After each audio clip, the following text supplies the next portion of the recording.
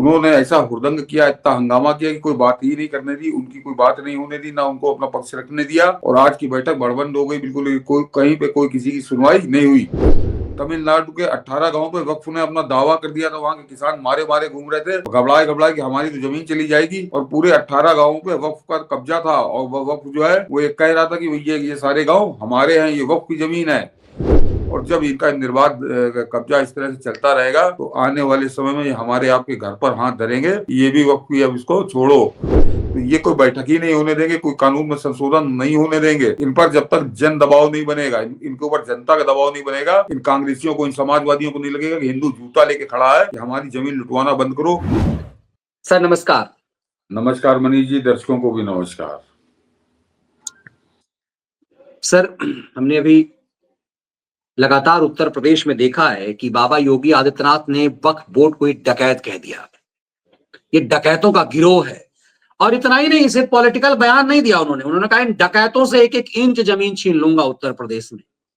और जब वो कह रहे थे छीनने की बात, तो अभी मैं पढ़ रहा था जिसने कहा था ना कि जो प्रयागराज की पूरी जो जहां पर सब कुछ हो रहा है वो सब वक्फी जमीन है, वो सब के सब सरेंडर कर चुके हुए हैं।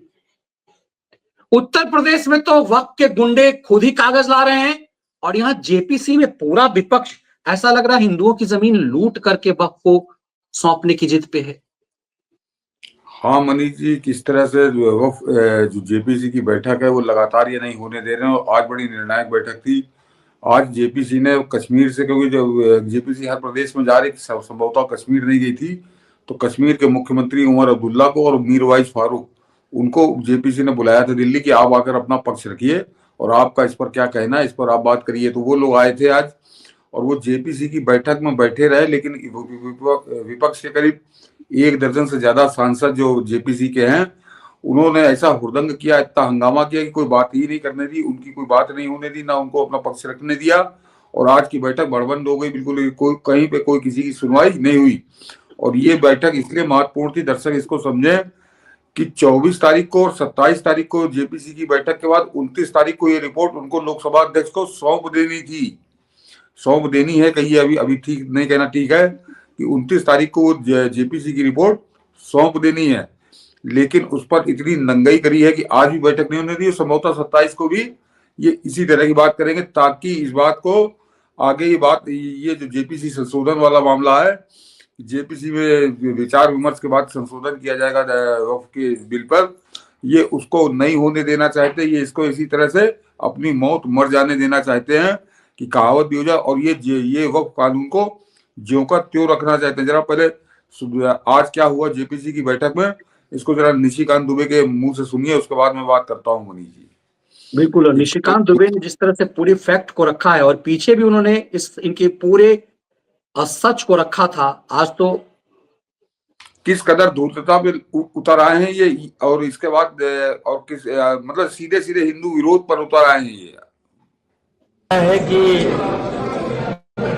विपक्ष के ही लोगों का ये विचार, खासकर ओवैसी साहब का, कि जम्मू कश्मीर के जो पूरे रिप्रेजेंटेशन है उसको हमने नहीं सुना और मीरवाइज को बुलाना चाहिए। आज मीरवाइज को बुलाने के लिए ही इस मीटिंग को क्लॉज बाय क्लॉज जो मीटिंग होनी थी हम लोगों की 24 और 25 में, इसको चेयरमैन ने पोस्टपोन किया अपोजिशन के सजेशन के आधार। लेकिन आज जब मीरवाइज के पहुंचने का था, सबसे पहले कश्मीर के बारे में विपक्षियों की क्या व्यूज है, विचार है, आज ये एक्सपोज हुआ।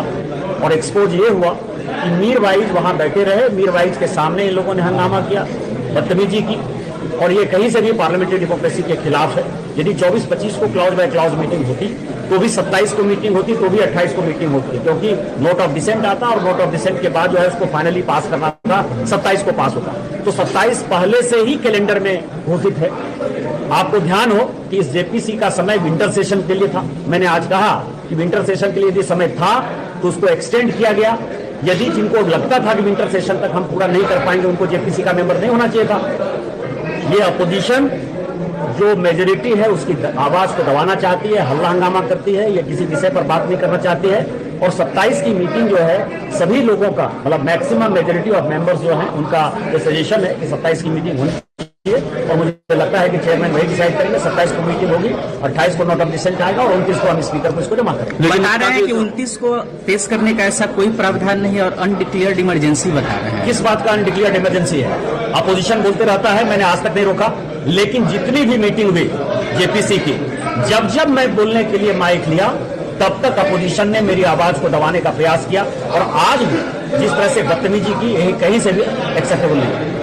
निष्कांत जी, अपोजिशन एमपीज का ये आरोप है कि ये जेपीसी की में तय नहीं हो रहा, ये बाहर से तय हो रहा है, सरकार के द्वारा तय किया जा रहा है। कैसे जेपीसी में तय नहीं हो रहा है? मीटर सेशन में इसको जमा करना था, सभी लोगों ने जो है कहा कि नहीं इसको एक्सटेंड करना है, मैंने खुद ही सपोर्ट किया और इसके बाद जो है बजट सेशन के लिए आया। उन लोगों ने कहा कि मीर वाइस को बुलाना है, मीर वाइस को हमने बुलाया।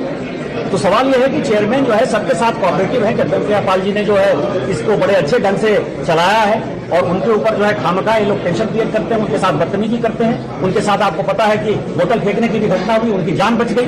तो इस जेपीसी में पहली बार मैंने जो है सभी सांसदों की, अपोजिशन के सांसदों की जो है बदतमीजी को भी देखा है। उसके बावजूद भी अपोजिशन पार्टी के सांसद और खासकर हमारे चेयरमैन जगदीश पाल जी जो है वो सबों को साथ लेकर चलते हैं और मुझे लगता है कि उनको कोऑपरेट करना चाहिए और 27 को इसको पास करना चाहिए। ये मनीष जी, नीतीश दुबे ने जो निशिकांत दुबे ने जो बताया दर्शकों ने सुना होगा, और जरा इसको आप समझिए कि ये मामला केवल भाजपा या संसदीय समिति तक नहीं है, जेपीसी तक ही मामला सीमित नहीं है। ये लड़ाई है किस बात की मनीष जी? इन बेशर्मों को, ये जो बेशर्म यहाँ पे कर रहे हैं, इस तरह का हुड़दंग कर रहे हैं, ये अंततः ये हुड़दंग किसके खिलाफ कर रहे हैं? अब बताता हूँ मनीष जी, ये जो जेपीसी की बैठक है, जिस कानून के विषय में है, वो कानून बनाने की नौबत क्यों आई कि अभी अगस्त 2024 कितने 5-6 महीने हुए, 5-6 महीने पहले पूरा देश चौंका था कि तमिलनाडु के 18 गांव पे वक्फ ने अपना दावा कर दिया था। वहां के किसान मारे घूम रहे थे, घबराए कि हमारी तो जमीन चली जाएगी, और पूरे 18 गांवों पे वक्फ का कब्जा था। और वक्फ जो है वो एक कह रहा था कि ये सारे गांव हमारे हैं, ये वक्फ की जमीन है। और वो जब से इस्लाम पैदा नहीं हुआ उसके पहले का वहां पे 1500 साल पुराना मंदिर, और वहां पर जो रहने वाले उस सैकड़ों वर्ष से उनके पूर्वज वहां रह रहे, और अचानक वक्त पैदा होता है, कहता कि ये हमारी जमीन है। और वो कायदे से जो नेहरू बना के गया था कानून, बाद में कांग्रेसियों ने जिसको मजबूत किया कि उस कानून के तहत क्योंकि वक्फ ने कह दिया तो वो 1500 साल पुराना मंदिर भी वक्फ के उसमें चला जाएगा, पूरा गाँव भी वक्फ के कब्जे में चला जाएगा। इस तरह का कानून, और ये केवल तमिलनाडु की कहानी नहीं है मनीष जी। अभी अक्टूबर 2024 यानी उसके बाद कर्नाटक के 1200 एकड़ जमीन किसानों की जमीन, और वक्फ ने कह दिया ये जमीन हमारी, किसानों का तुम यहाँ से अब रास्ता देखो अपना। तो इस तरह से जो, और सब हिंदू हैं, वो तमिलनाडु के गांव सब हिंदू बाहुल्य, और कर्नाटक के तो 1200 एकड़ जमीन जो कब्जा की वो सब हिंदू किसानों की थी। तो हिंदुओं की जमीन पर इस तरह से डकैती डालना, इस तरह से उनकी जमीन की सरेआम लूट करना और कानून के संरक्षण में लूट करना, उस कानून पर अगर कोई संशोधन हो रहा है, कोई विचार हो रहा है, उसको उसमें संशोधन किया जा रहा है, तो इन लोगों को आग लगी हुई। केवल ओवैसी तो मनीष जी ये बदनाम करने के लिए केवल ओवैसी का नाम लेते हैं, ओवैसी तो अकेला है।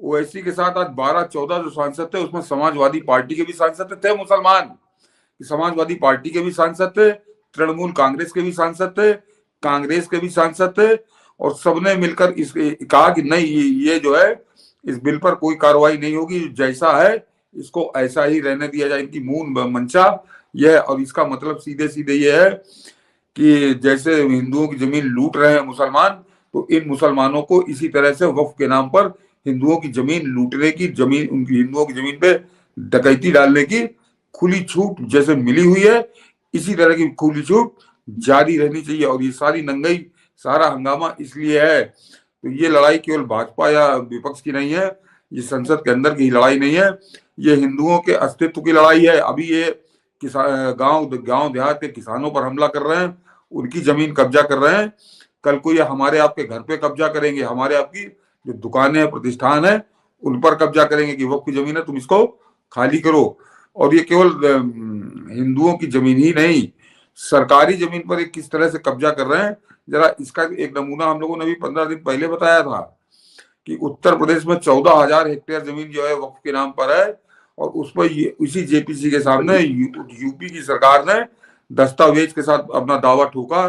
ये 14,000 हेक्टेयर जमीन जो अपनी बताते हैं, उसमें से 11,000 हेक्टेयर जमीन सरकारी है, यानी सोच लीजिए 78% जमीन पर ये वक्त का कब्जा बताकर ये उस सरकारी जमीन पे कुंडली मार के बैठे हुए हैं। तो इस तरह की, चाहे वो हिंदुओं की जमीन हो और चाहे वो सरकारी जमीन हो, उस पर वक्फ के नाम पर खुलेआम डकैती डालने की, खुलेआम लूट करने की छूट इनको मिली हुई है। और इसको अच्छे से गांठ बांध लीजिए मन में कि हिंदुओं की जमीन लूटने की छूट, सरकारी जमीन लूटने की छूट इनको दी है कांग्रेस ने। पहले 1954 में दी, फिर उसके बाद 1994 में दी, और जाते जाते 2013 में भी कुछ दे के गया। तो कांग्रेस कैसा नंगा नाच करवा के गई है हिंदुओं के खिलाफ कि अभी आपको ये शुरुआत है कि अभी वो 18 गांव पे दावा कर रहे हैं, 1200 एकड़ पे दावा कर रहे हैं। और जब इनका निर्बाध कब्जा इस तरह से चलता रहेगा तो आने वाले समय में हमारे आपके घर पर हाथ धरेंगे कि ये भी वक्त, अब इसको छोड़ो। और इनके साथ कानून होगा जो कांग्रेस बना के गई थी, उस कानून को बदलने का प्रयास मोदी सरकार कर रही है। और इसीलिए उसने जेपीसी बनाई है कि आओ सामने आओ, जो तुम्हारा आपत्ति हो, जो तुम्हारे जो आपत्तियां दर्ज कराओ।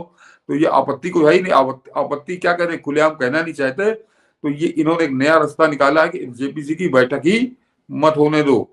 तो सोच लीजिए, ये लोग कहते हैं कि संविधान की बात करते हैं।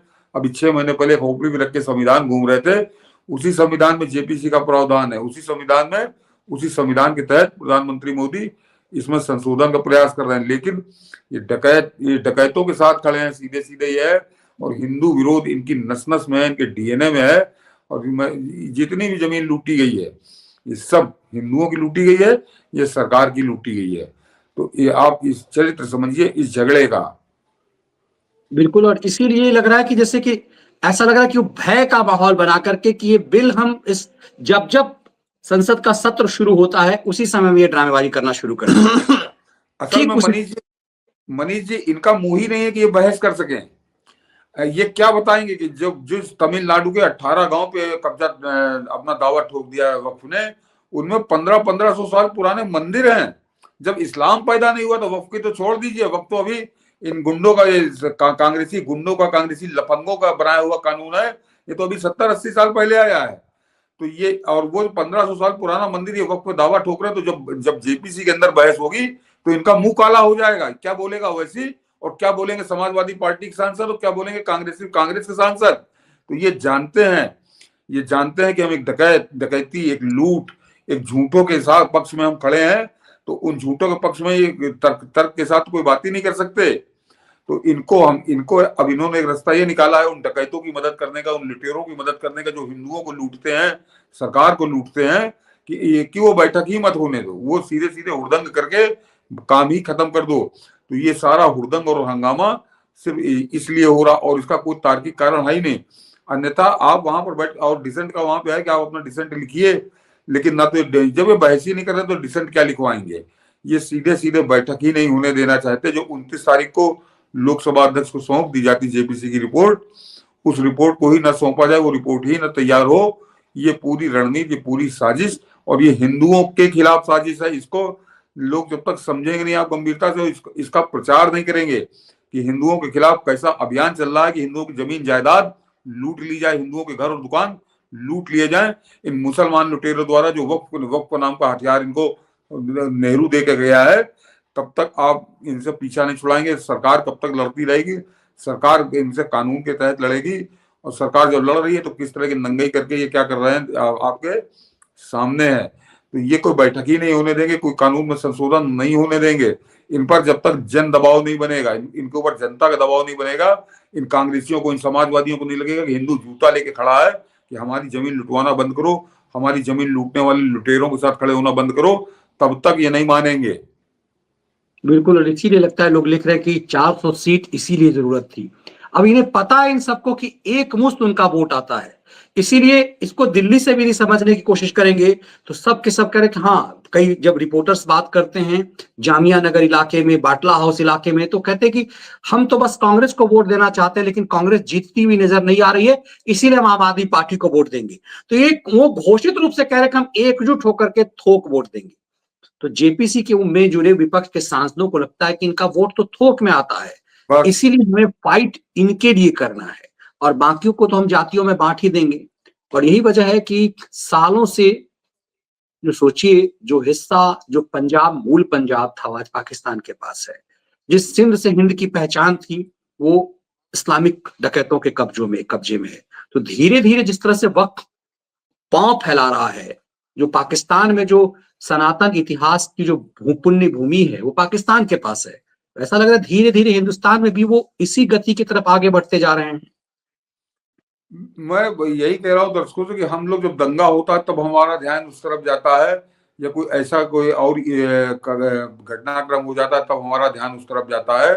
और ये जैसे पानी होता है, पानी आपकी जगह बनी हुई उन जगहों से जो घुसता है अंदर, ये उस तरह से घुस रहे हैं। और ये जिस दिन विस्फोट करेंगे तो आप हक्के बक्के रह जाएंगे कि ये हो क्या रहा है, और उस समय कोई आपके साथ नहीं खड़ा होगा, क्योंकि आप जब इन मौकों पर सरकार के साथ खड़े होने की, सरकार का समर्थन करने की जरूरत है। और अगर आप कहें कि इसमें हम क्या कर सकते हैं, तो इसमें कम से कम सोशल मीडिया पर हल्ला मचाना तो शुरू करिए कि ये हिंदुओं को लूट रहे हैं और ये हिंदुओं को लूटने वाले लुटेरों के साथ खड़े हैं, अन्यथा ये अनर्थ हो जाएगा और बड़ी देर हो जाएगी। जिस समय हम लोग जागेंगे, ये बेशरम लोग ये तब भी नहीं तैयार हो रहे कि मतलब 18 गांव जो 1500 साल से हिंदू जहां पे रह रहा है उसको वक्फ अपना बता रहा है, तो ये कह रहे हैं कि यही लोग ठीक हैं। और इनके इन कुकर्मों पर चर्चा ना हो, इन कुकर्मों पर कोई बहस ना हो, क्योंकि वो होगी तो इनके सारे तर्क खत्म हो जाएंगे। तो उसके लिए पूरी नंगई, जैसे सड़क छाप गुंडा होता है, सड़क छाप लफंगा होता है, तो अब ये गुंडों और लफंगों की तरह उन लुटेरों के, उन डकैतों की मदद कर रहे हैं कि किसी भी तरह से इनका ये काम, लूट इनकी चलती रहे, इनकी डकैती चलती रहे, इनको वोट मिलता रहे। तो इनको इस बात का एहसास कराना पड़ेगा कि जाओ तुम उन्हीं लुटेरों और डकैतों के वोट ले लो, तुमको अब हिंदू वोट नहीं देगा। और ये जब तक हम कसम नहीं खा लेंगे, लोगों को कसम इसकी खिलवा नहीं देंगे, तब तक कोई भला नहीं होगा इस देश का। और हमारा आपका कितना बड़ा आगे कैसा काला भविष्य हमारा इंतजार कर रहा है, ये आज का घटनाक्रम बता रहा है। ये जो वक्त पे अभी तक इन्होंने कोई बैठक नहीं होने दी है, और वो अभी निशिकांत दुबे जी ने बताया कि किस तरह से इन्होंने जगदम्बिका पाल पर भी जानलेवा हमला किया था। तो जानलेवा हमला, इनकी कोई दुश्मनी नहीं थी, इनका केवल यह है कि उस पर जानलेवा हमला करो तो जेपीसी का अध्यक्ष दबाव में आ जाए, जेपीसी की बैठक न करे, और उसके बाद वो नल एंड वाइड हो जाए बैठक, और आगे इस पर कोई फैसला न होने पाए। ये इनकी रणनीति। तो आपको समझना पड़ेगा कि डकैतों और लुटेरों को आप मदद कर रहे हैं। बिल्कुल, और इसीलिए वक्फ का ये पूरा मामला मुझे लगता है सबसे महत्वपूर्ण मामला है इस देश का, और इसीलिए जरूरत इस बात का है कि सोशल मीडिया पर इसे मुहिम बनाइए।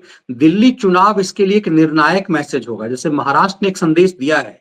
और यकीन मानिए 240 सीट पाने के बाद जो थोड़े से कमजोर नजर आ रहे थे प्रधानमंत्री, हरियाणा और महाराष्ट्र ने एक ताकत दी है। और यही वजह है कि वक्फ के मामले पर सरकार स्ट्रांगली फाइट कर रही है।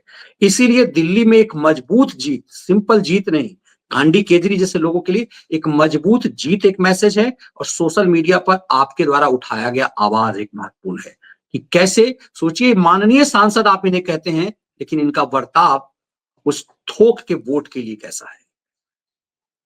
और ये कितना खतरनाक है, इसको आप दर्शक जरा समझे कि कुछ जो देख रहे होंगे दर्शक, उनमें कुछ तो हो सकता है जो वो लोग हों जो सन 47 में जिनका परिवार हिंदुस्तान आया था, या जो ना हो तो उनके कुछ यार मित्र होंगे। मेरे कुछ ऐसा रहा कि मेरे बहुत मित्र हैं, यानी जहां मैं रहता था पूरा एक तरह से आप उसको रिफ्यूजी कॉलोनी कह सकते हैं, कि तब तो 70-75 का मामला था, 20-25 साल ही हुए थे उनको आए हुए। तो उनसे मैं सुना करता था कहानियां कि किस तरह की है। तो वो बताते हैं कि पाकिस्तान में जिस समय 47 ये हुआ कि विभाजन हो गया और 15 अगस्त से, तो कहें बड़ी बड़ी हवेलियां, मकान जो थे वो हमने बेचने की भी कोशिश की तो खरीदे नहीं गए।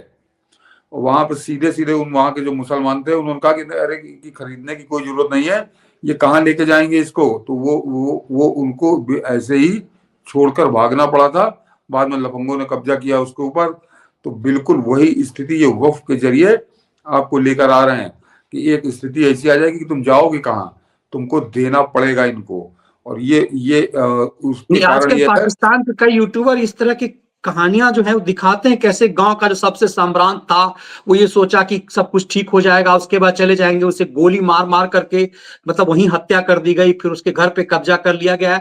ऐसी दर्जनों सैकड़ों कहानियां अब यूट्यूब पे हैं, मेरे पास कुछ रिकॉर्डेड हैं। मैंने सोचा कभी उस पर विश्लेषण किया जाएगा। वो कहानी मुझे लगता है बड़ी चेतावनी है सही मायने में पाकिस्तान के वो किस्से। तो ये जो वक्फ आप हंगामा और हुड़दंग सुनते हैं, इसको केवल राजनीतिक हंगामा हुड़दंग समझकर अगर आप चुप रहेंगे, इस पर कोई रिएक्शन नहीं देंगे, तो फिर ये केवल छोटा मोटा राजनीतिक हंगामा नहीं है, राजनीतिक विरोध वाला मामला नहीं है। ये धुर सांप्रदायिक आधार पर हिंदुओं को समाप्त करने की साजिश है, और ये इसका बड़ा प्रारंभिक चरण है। और अगर इस चरण में सफल हो गए तो आगे आप इसका बड़ा भयावह रूप देखेंगे। हम लोग का आज इस मामले का सबसे पहले जिक्र करने का कारण ही ये था, क्योंकि इसकी गंभीरता को समझिए। बिल्कुल, और यदि इसकी गंभीरता को नहीं समझा गया तो सचमुच भारत की जो दुर्गति है। और ये विपक्ष कैसे इनके बिछा हुआ है वोट के चक्कर में, केवल इनका, क्योंकि एक मुश्त वोट पड़ता, जो अभी मनीष जी ने कहा कि 2014 में दिल्ली की सत्ता से जाने से पहले 123 या 125 संपत्तियां जो थी, जो सरकारी संपत्तियां थी, उनको मनमोहन सिंह और सोनिया गांधी और राहुल गांधी की सरकार इन वक्फ को देकर चली गई, बिना किसी, केवल वक्फ ने कह दिया कि हमारी, कहना ठीक है तुम इसको ले लो। तो ये इस तरह से लुटाने पर लगे हुए हैं। मनमोहन सिंह तो मर के चला गया, सोनिया गांधी और राहुल गांधी का इस देश से कोई लेना देना नहीं है, ये छोड़ के भागेंगे देश। तो और यहाँ पर गजवा हिंद जो पाकिस्तान सपना देख रहा है, तो ये पाकिस्तान की मदद के लिए इस तरह की एक साजिश घर के अंदर, घर आस्तीन के सांप चला रहे हैं। बिल्कुल, और उस समय तो मुझे याद है कि मैंने इंटरव्यू भी किया था उस समय के अल्पसंख्यक मामले के मंत्री से संसद के अंदर में, और वो न्यूज मीडिया पर डला हुआ है कि कैसे एक सरकार एक बिल ला रही थी कि जिस चीज को छू दे मुसलमान, बता दे, जिस जो वक्फ का रूल है वो कानूनी रूप से हो जाएगा, उनकी हो जाएगी। तो समझिए कि अंतिम समय में सरकार वो बिल लाने में असफल हो गई, क्योंकि पुरजोर विरोध उस समय बीजेपी ने किया था, वरना वो बिल भी पास हो जाता और खेल खत्म हो जाता। आप जरा गौर करिए मनीष जी की इस दुनिया में 57 देश है मुसलमानों के, और यहाँ तो 22 करोड़ रहते हैं, और वैसे पूरी दुनिया में 190 करोड़ मुसलमानों की जनसंख्या बताई जाती है। कोई कहता है 180 करोड़, कोई कहता है 190 करोड़, और हिंदुस्तान में तो 20-30 करोड़ रहते हैं। तो बाकी उन 57 देशों में से आपको एक भी देश में इस तरह का कानून नहीं है। आप ये कह देंगे कि वहां हिंदू नहीं रहते, मगर सरकारें तो हैं वहां पर, तो सरकारी जमीन पर इस तरह से कब्जा नहीं हो सकता। जो वक्फ का कानून यहाँ पे कांग्रेस बना कर गई है, पूरे 56 देश से 57 देशों में एक भी देश में वक्फ का ऐसा कानून नहीं बना है जैसा नेहरू बना के गया और उसको बाद में कांग्रेसियों ने आगे बढ़ाया। इसीलिए ये एक बड़ी चेतावनी है, और हम आप सबसे आग्रह करेंगे इसे सोशल मीडिया पर जरूर एक मुहिम की तरह आप इसे बनाइए। ये इन कांग्रेसियों से जूता हाथ में लेकर पूछे कि ऐसी कौन सी इमरजेंसी थी इस देश के अंदर कि तुमने जो 57 देशों में जो कानून नहीं है उसको तुमने हिंदुस्तान में बना दिया कानून। जो इस्लामिक राष्ट्र नहीं, 57 देश तो वो हैं जिनको इस्लामिक देश कहा जाता है, उन्होंने ऐसा कोई कानून नहीं बनाया। पाकिस्तान में ऐसा कोई कानून नहीं है, लेकिन वो हिंदुस्तान में हिंदुओं की छाती पे लाट दिया गया कि तुम्हारी जमीन ये लूटेंगे, तुम्हारी जमीन पे डकैती डालेंगे और तुम कुछ नहीं कर पाओगे। तो ये है कांग्रेस का सेकुलरिज्म और कांग्रेस का तुष्टीकरण, इतना जहरीला, इतना घातक। और उसमें अब सुधार करने की कोशिश अगर मोदी सरकार कर रही है तो कैसा नंग नाच कर रहे हैं ये आप देख लीजिए। और इसमें सब शामिल है। मैंने कहा वैसी तो सामने आ जाता है वो तो अकेला सांसद है। विपक्ष के बड़े कई सांसद हैं, जिसमें उन्होंने कहा समाजवादी पार्टी के भी सांसद शामिल हैं, कांग्रेस के भी सांसद शामिल हैं, आरजेडी के भी सांसद शामिल हैं और तृणमूल कांग्रेस के भी सांसद शामिल हैं। और उसमें तृणमूल का एक कल्याण बनर्जी छोड़ दीजिए, एक कोई और है, बाकी सारे के सारे मुसलमान है। तो मुसलमान अपने पार्टी के साथ डटकर खड़ा है एक, और यहाँ पे बेशर्म हिंदू, क्या कहूं उनको।